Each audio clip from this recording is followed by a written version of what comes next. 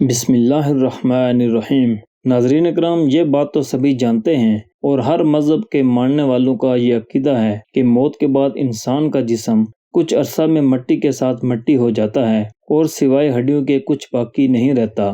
مگر یہ بھی حقیقت ہے کہ برگزیدہ ہستیوں کے مبارک اجسام دنیا سے رخصتی کے بعد بھی ہمیشہ تازہ پھولوں کی طرح تر و تازہ اور مہکتے رہتے ہیں۔ اگرچہ بہت سے لوگ ان باتوں پر یقین نہیں رکھتے، لیکن 1932 میں قدرت نے اس کا کھلا ثبوت ہزاروں انسانوں کی آنکھوں کے سامنے عیاں کر دیا۔ یہ اس وقت کی بات ہے جب عراق میں شاہ فیصل اول حکمران تھے۔ ایک روز صحابی رسول حضرت حذیفہ بن الیمان رضی اللہ تعالی عنہ اپنی وفات کے تقریباً 1300 سال بعد شاہ فیصل اول کے خواب میں تشریف لائے اور فرمایا کہ میری قبر میں پانی اتر گیا ہے اور حضرت جابر بن عبداللہ رضی اللہ تعالی عنہ کے مزار میں نمی آ رہی ہے، لہٰذا آپ ہمیں محفوظ مقامات پر منتقل کروا دیجئے۔ یہ دونوں صحابہ کرام حضور نبی کریم صلی اللہ علیہ وآلہ وسلم کے ساتھ غزوات میں بھی شریک رہے ہیں۔ حضرت حذیفہ کے خواب میں تشریف لانے کو عراق کے شاہ فیصل بلا بیٹھے اور امور مملکت نمٹانے میں مصروف ہو گئے۔ دوسری رات پھر حضرت حذیفہ رضی اللہ تعالی عنہ شاہ عراق کے خواب میں آئے اور وہی بات دہرائی۔ اتفاقاً شاہ عراق کو پھر بھی یاد نہ رہا۔ تیسری شب حضرت حذیفہ رضی اللہ تعالی عنہ عراق کے مفتی اعظم کے خواب میں تشریف لائے اور انہیں بتایا کہ میری اور حضرت جابر بن عبداللہ رضی اللہ تعالی عنہ کی قبروں میں پانی اتر آیا ہے، لہٰذا آپ ہمارے مزارات محفوظ مقامات پر منتقل کروا دیجئے۔ ہم شاہ عراق کو 2 بار بتا چکے ہیں مگر وہ بوجہ مصروفیت بھول گئے ہیں۔ مفتی اعظم فوراً خواب سے بیدار ہوئے اور 1300 سال بعد خواب میں تشریف لانے والے صحابی رضی اللہ تعالی عنہ کی بات سے پریشان ہو گئے۔ فوراً وزیر اعظم نوری آل سعید پاشا سے فون پر بات کی۔ نوری آل سعید پاشا مفتی اعظم کے ساتھ شاہ عراق کی خدمت میں حاضر ہوئے اور انہیں خواب کے بارے میں بتایا۔ شاہ فیصل اول نے خواب سن کر کہا کہ میں نے واقعی یہ خواب دیکھا تھا مگر امور مملکت کی وجہ سے بھول گیا، لیکن وہ مزارات کی تبدیلی سے پہلے احتیاطاً اس بات کا ثبوت چاہتے تھے کہ واقعی پانی مزارات میں داخل ہو چکا ہے کہ محض خواب ہے، کیونکہ شاہ عراق کو ڈر تھا کہ محض خواب کی بنا پر صحابہ کرام رضی اللہ تعالی عنہم کے مزارات کی بے حرمتی نہ ہو۔ چنانچہ انہوں نے محکمہ تعمیرات کے انجینئرز کو ہدایت کی کہ وہ پہلے مزارات کے قریب کی زمین کی مٹی کا ٹیسٹ کروائیں۔ محکمہ تعمیرات کے انجینئرز نے مفتی اعظم کے سامنے مزارات کے دریا کے رخ پر 30 فٹ کے فاصلے پر بورنگ کروا کر دیکھا۔ بورنگ سے نکلنے والی مٹی کو لیبارٹری ٹیسٹ کے لیے بھیجا۔ ٹیسٹ رپورٹ میں مٹی بالکل خشک تھی اور اس میں نمی کا کوئی شائبہ تک بھی موجود نہ تھا۔ رپورٹ ملنے کے بعد شاہ عراق مفتی اعظم نوری آل سعید پاشا اور دیگر اہلکار بے فکر ہو گئے۔ حضرت حذیفہ رضی اللہ تعالی عنہ پھر شاہ عراق کے خواب میں تشریف لائے اور فرمایا کہ میرے مزار میں پانی اور حضرت جابر رضی اللہ تعالی عنہ کے مزار میں نمی آنی شروع ہو گئی ہے، لہٰذا ہم دونوں کو یہاں سے منتقل کر کے دریائے دجلہ سے ذرا فاصلے پر منتقل کر دیجئے۔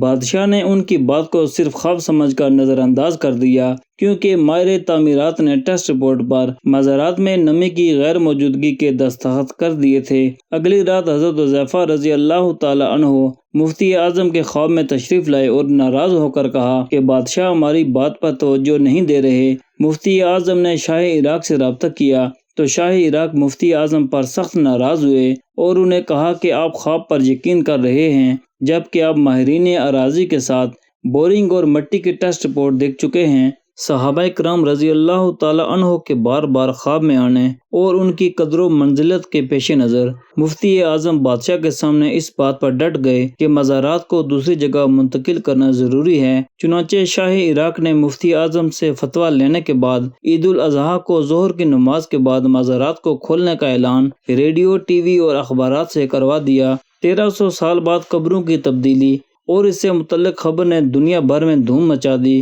یہ منظر دیکھنے کے لیے مسلم و غیر مسلم دنیا سے تار، ٹیلی فون اور خطوط شاہ عراق کے پاس آنے لگے۔ ان خطوط میں دلچسپی رکھنے والے لوگوں نے مزارات کی منتقلی میں شرکت کی درخواست کی تھی۔ چونکہ حج کا زمانہ تھا، اسلام کے لاکھوں فرزند فریضہ حج ادا کر رہے تھے۔ ان سب لوگوں نے اصرار کیا کہ مزارات کی تبدیلی کی تاریخ میں توسیع کر دی جائے تاکہ صحابہ کرام رضی اللہ تعالی عنہم کو اپنی آنکھوں سے دیکھ سکیں اور ان کے جنازے میں شرکت کر سکیں۔ ادھر عیسائی کمیونسٹ ممالک کے عوام اور خبر رساں ایجنسیوں نے بھی سفر میں کٹنے والے دن مانگے۔ شاہ عراق کے لیے یہ لمحات انتہائی پریشان کن تھے۔ ایک طرف صحابہ کرام رضی اللہ تعالی عنہم کا خواب میں بار بار آنا، دوسری طرف عالمی دنیا کا چند دن رکنے کا دباؤ، تیسرے مزارات میں پانی رسنے سے مزارات کو مزید نقصان پہنچنے کا ڈر تھا۔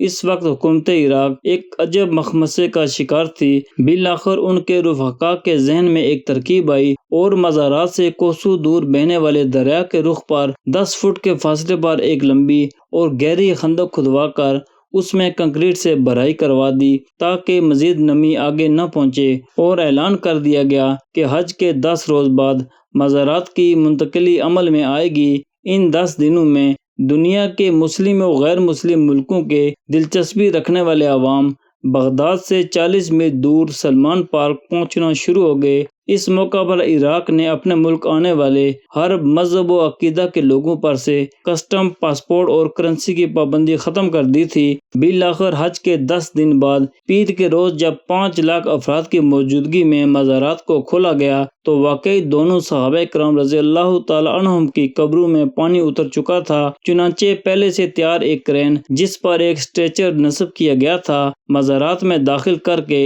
نعش مبارکہ کو یکے بعد دیگرے نکالا گیا۔ اس موقع پر موجود مصر کے ولی عہد شاہ فاروق، کمال اتاترک کے وزیر مختار اور دیگر علماء و وزراء نے اسٹریچر سے نعش مبارکات کو عقیدت و احترام سے وہاں موجود شیشے میں لٹایا۔ اس واقعہ کی کارروائی کو ایک جرمن فلم ساز کمپنی نے وہاں موجود لوگوں کے لیے 30 فٹ لمبی اور 20 فٹ چوڑی اسکرین پر ٹیلی ویژن کیمرے کی مدد سے دکھایا۔ مزید 4 بڑی بڑی اسکرینیں اس لیے لگائی گئیں کہ 5 لاکھ افراد جو نعشوں کے قریب نہیں پہنچ سکتے تھے وہ بھی آرام سے اپنی جگہ کھڑے ہو کر یہ کارروائی دیکھ سکیں۔ لوگوں کا ٹھاٹھے مارتا سمندر یہ دیکھ کر حیران رہ گیا کہ 1300 سال گزرنے کے بعد بھی صحابہ کرام رضی اللہ تعالی عنہم کے کفن اور داڑھی کے بال بالکل سفید تھے، اور انہیں دیکھ کر یہ اندازہ ہوتا تھا کہ ابھی کچھ گھنٹے قبل ہی ان کی وفات ہوئی ہے۔ حالانکہ حضرت حذیفہ بن الجمان رضی اللہ تعالی عنہ کا وصال 36 ہجری میں اور حضرت جابر بن عبداللہ رضی اللہ تعالی عنہ کا وصال 74 ہجری میں ہوا تھا۔ دونوں صحابہ کرام رضی اللہ تعالی عنہم کے چہرے نور سے چمک رہے تھے اور آنکھوں میں بے انتہا چمک تھی۔ وہاں موجود لوگوں نے صحابہ کی آنکھوں میں آنکھیں ڈالنا چاہیں تو ان پر خوف طاری ہو گیا۔ کوئی آنکھوں سے آنکھ نہیں ملا سکتا تھا۔ اتفاق سے ایک جرمن ماہر امراض چشم بھی وہاں موجود تھا۔ اس نے جو اتنی چمکیلی روشن آنکھیں دیکھی تو وہ فوراً مفتی اعظم کی طرف بڑھا اور ان سے کہا کہ مجھے مذہب اسلام کا درس دیجیے، اور یوں اس نے اسی موقع پر مفتی اعظم کے ہاتھوں اسلام قبول کر لیا۔ عام لوگوں کے دیدار کے لیے جب چہرہ مبارک پر سے کفن ہٹایا جا رہا تھا تو اس وقت عراقی فوج نے صحابہ کرام رضی اللہ تعالی عنہم کو توپوں کی سلامی پیش کی۔ جس وقت جنازے کو کندھا دے کر نئے مزارات کی طرف لے جایا جا رہا تھا اس وقت عراقی فضائیہ فضا میں غوطے لگا لگا کر صحابہ کرام رضی اللہ تعالی عنہم کو سلامی پیش کر رہی تھی اور مجمع پر منو ٹنو کے حساب سے گلاب کے پھول برسا رہی تھی۔ مزارات کی منتقلی کا سفر مجمع کی وجہ سے 4 گھنٹوں میں طے ہوا۔